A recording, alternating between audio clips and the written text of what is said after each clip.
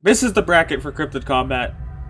As you can see, Sasquatch has the first seed because he is allegedly the strongest cryptid, and so we're giving him that respect and putting him in the first seed.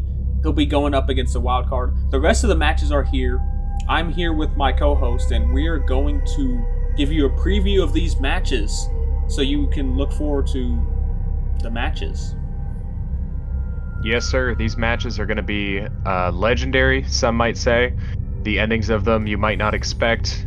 Some would call that cryptic, but these are cryptid matchups, not cryptic matchups.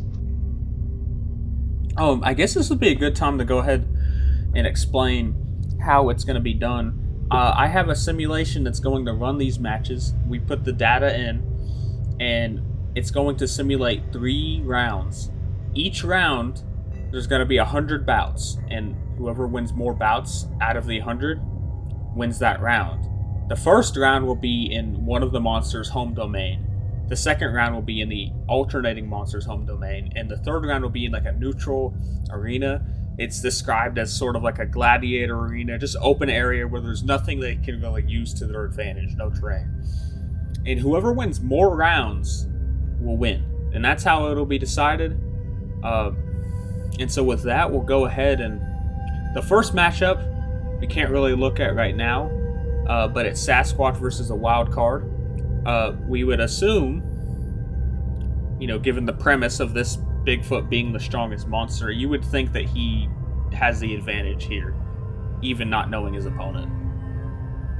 Oh, absolutely. I mean, his reach is insane. His agility might leave some to be desired, but overall, I mean, he's just one of the greatest to ever do it of all time. So this wild card, he's not only going to have to fight to even show up, but he's going to have to fight in the ring. Absolutely. Honestly, just being this, again, the bottom 4 are not really seeded per se as they are wild cards. So we can't really know. That's the interesting thing about it, is this could be something crazy. It could be the Yeti. What if he's going against a mirrored version of himself? We don't really know exactly what it could be. And there's 3 other wildcard positions, which I should also mention. They are not 100% decided. So if you have suggestions in the comments, you want to write in a vote for someone you think should, get an opportunity, leave it in the comments. Get a hold of me somehow, and you might get to see your cryptid in there. I will say the wild card that's facing Sasquatch is actually a sponsored cryptid by a certain person, and I'll get to that later.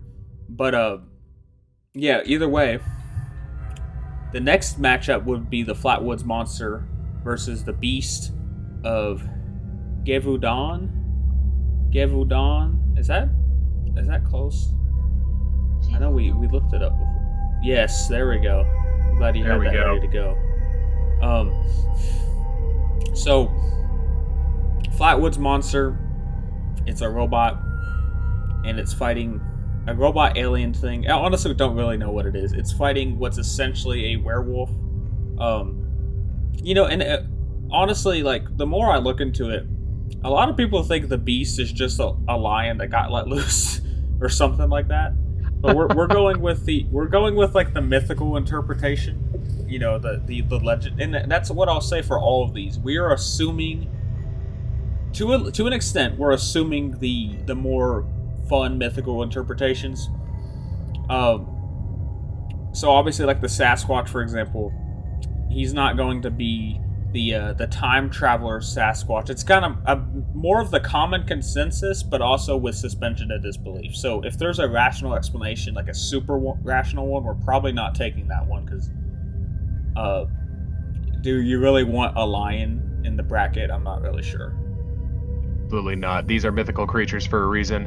We're going to treat them like mythical creatures, but we will treat them with respect. Like you said, that time-traveling, dimension-skipping animal that probably doesn't exist in that aspect. I mean, we're not going to try to, fluster Bigfoot by trying to put all the weight of the world on his shoulders, or possible multiple dimensions on his shoulders as well, So they're going in animalistic, but still mythical and still cryptid. Absolutely. Next matchup after that will be the Mothman versus the Fresno Nightcrawler. Mothman, obviously, mythical, like legendary status, one of the most famous cryptids, and for good reason, being tied to, I think, about 46 deaths, and the Fresno Nightcrawler does not have a claim like that at all. I think it was first seen like 15 years ago, and it looks like a pair of pants walking. Major underdog vibes for the Fresno Nightcrawler. But if you guys are gamblers, much like myself, that might be a good pick, especially if he comes on the up and up. Absolutely, I know I have, everything in my bank account bet on the Fresno Nightcrawler. I'm not saying it's a good idea; it's a problem, but you might as well go for the underdog. And Mothman clearly, fifth seed for a reason.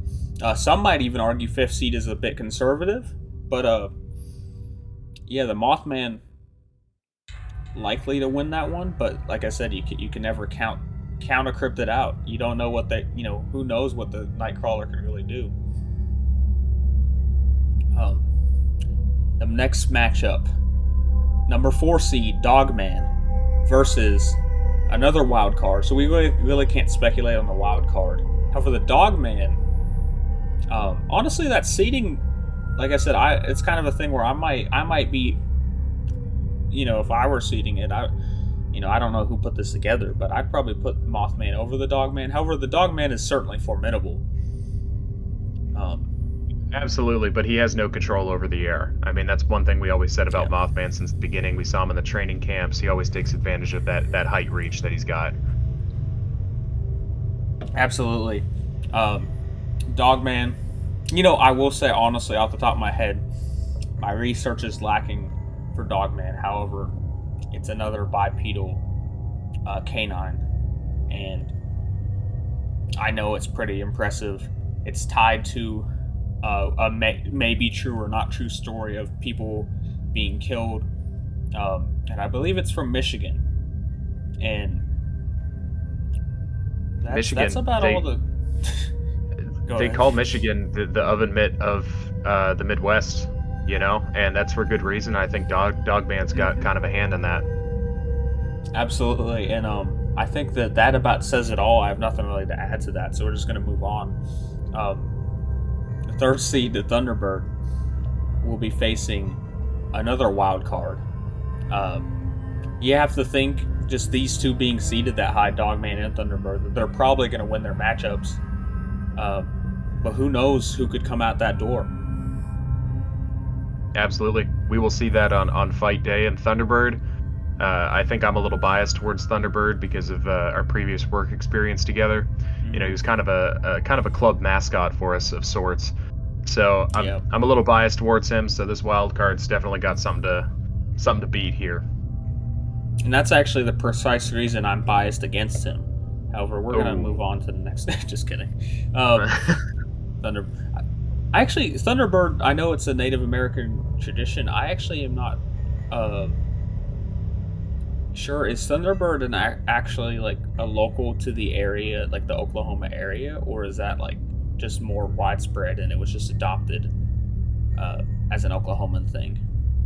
Thunderbird, yeah, he plays for Oklahoma quite frequently, but you can find him all over the Midwest. There's legends of this guy dating back literal thousands of years, but Oklahoma kind of took him in as one of their own. You could say they took him in under their wing. But aside from that, he is pretty well known. He was even known up in Canada, so he plays kind of all over. But Oklahoma's definitely now his home. Absolutely. We're gonna move on.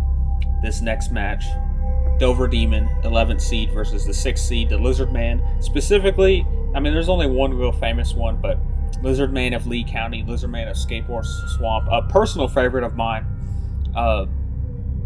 You'd have to imagine the Dover Demon's a little outgunned here, but it could be interesting still. Absolutely. And for those of you guys listening at home, I mean, if you don't know what these guys look like, that's totally fine. I'm going to be totally honest. The Lizard Man, I know nothing about the Lizard Man. I know more about the Dover Demon than I know about the Lizard Man. Dover Demon was actually in one of my first draft picks when I was a much younger boy, and he served me quite well. But the Lizard Man, I can only think of the Amazing Spider-Man when I hear Lizard Man. So I apologize, and I also want to make a formal apology to the actor that played Spider-Man. I'm sorry I was not familiar with your game when you were younger, Andrew Garfield, but you are a fantastic actor. If you want to hop on, or if you want to be considered for a wild card in the next cryptid matchup, just let us know. We'll see what we can do with the judges. Absolutely, we always have room for any sort of animal followed by man in this bracket. So Spider-Man would fit right in. Absolutely. So, but yeah, honestly, I'm surprised you don't know much about the Lizard Man. That'll be a fun one to get to. However, I'll just say that he's ranked pretty high for a reason. I don't know how he's going to stack up against the heavy hitters and the larger creatures like the Sasquatch, but the Lizard Man, off the top of my head, was allegedly about 7 foot tall, and in the first sighting, chased after a guy, and like his whole car was torn up from like giant claw marks and stuff. Like the metal was bent and tore into by its claws. So it just, you'd have to imagine that's, one of the more formidable weapons that we might see here. However, the next matchup, Jersey Devil and Chupacabra, these two are both legends in their own right. And honestly, that matchup, I couldn't come up with a better YouTube title if I tried. That is the one I'm most excited about. I'm not gonna lie. I'm just super excited. Both of them. I don't know if any fatalities have been attributed to them aside from the Chupacabra with livestock animals. But I tell you, Jersey Devil, he went on an all-star run back in the early 1900s. Hundreds of people saw him at once. Kind of slipped up a little bit, in my opinion. They've both got a reach advantage. They both can fly. One of them is kind of more shaped like a horse. You guys know how I feel about horses. Really not a big fan of horses. Not a big fan of hockey typically either. So my money's still on Chupacabra, even though he is a lower seed, unfortunately. Yeah, I will say Jersey Devil's one of those ones that's penetrated culture nearly as much as Sasquatch, and arguably beyond that, probably more than anyone else on this list. You have some close calls with Wendigo and Mothman, but when we're talking about combat capabilities, it's really a big unknown, and that's why he can't be really seated any higher. Chupacabra is one it's seated a little lower, simply because in nature mass moves mass, and the Chupacabra is just not a on the surface formidable opponent, but that does not mean that it can't pull off a victory here and even further on. And then finally, the last match, another wild card versus our number 2 seed, the Wendigo. And just off the bat, Wendigo, without the premise, like I said, the whole concept of this was, can anyone beat Bigfoot? But I think that personally, Wendigo is kind of a shoe-in, at least for the finals, you'd have to imagine. But honestly, from my vantage point, I don't see, you'd have to do some convincing to convince me that any of these other guys have a chance. So this wild card's in for, that would be a huge upset if the Wendigo gets knocked out here.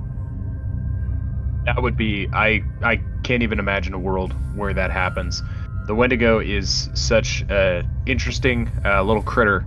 I saw him in the training camps. For those of you who don't know, he's real tall, real skinny, but the guy's got a lot of heart. And maybe it's not his own, maybe he's trying to eat someone else's. But you can say one thing about him, and it's that Wendigo.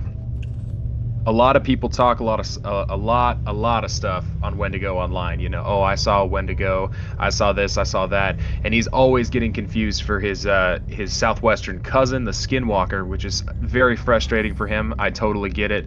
For those of you also who don't know, Wendigo do not have antlers. That is not a thing that Wendigo have, and he's really, really tired. He's not going to change up his hairstyle. He is skinny, he is pale, he is gaunt, his eyes are sunken in, but I really think this wild card has a lot of uphill to battle.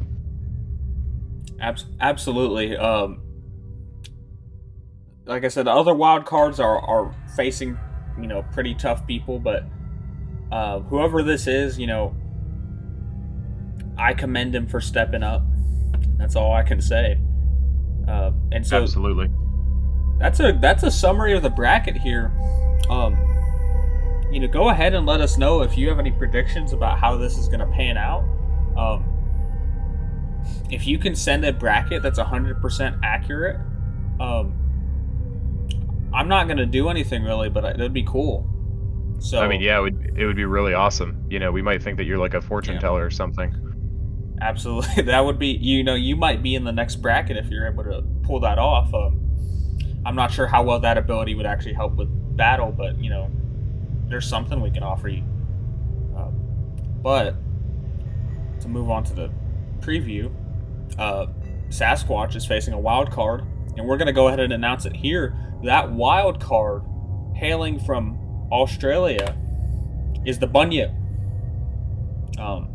That person Everybody that knows the the Bunyip's Bunyip. eating is not. Yeah, the person is not joining the fight. That is actually just he's in the middle of lunch when we took this picture.